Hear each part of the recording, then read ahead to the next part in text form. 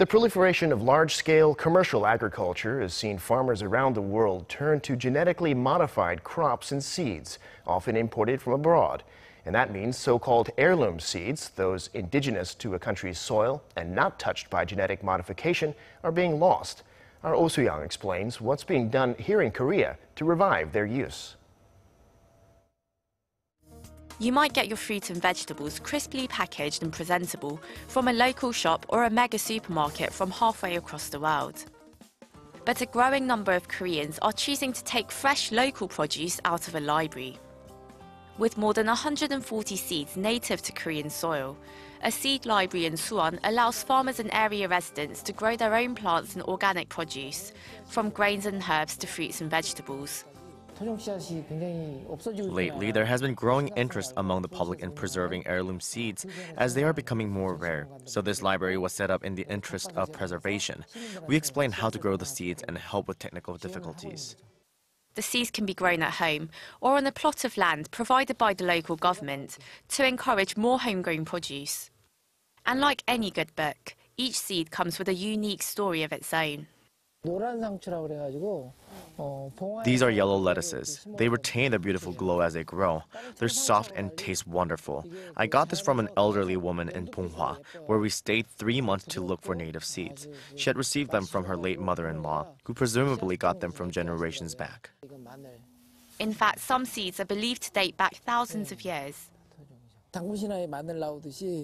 아마 이제 마늘이 아마 달래나 이런 종류의 이제 마늘이 아니었을까 그렇게 저는 생각을 하고 있어요. 그러면 이게 맛도 다른가요? 기존 마늘하고 비슷한데 향이 좀 독특하고요.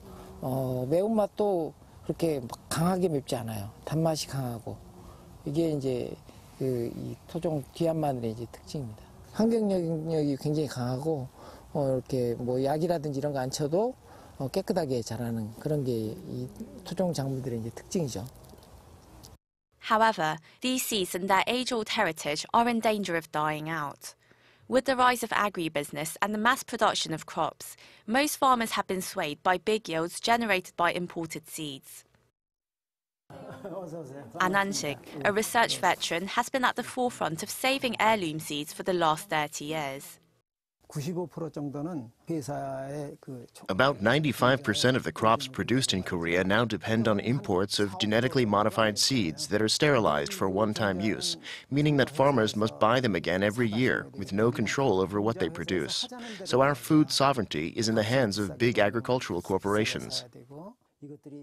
An has collected roughly 20,000 native seeds over the years, which she has distributed throughout the country, setting up seed cooperatives and academies to promote their use.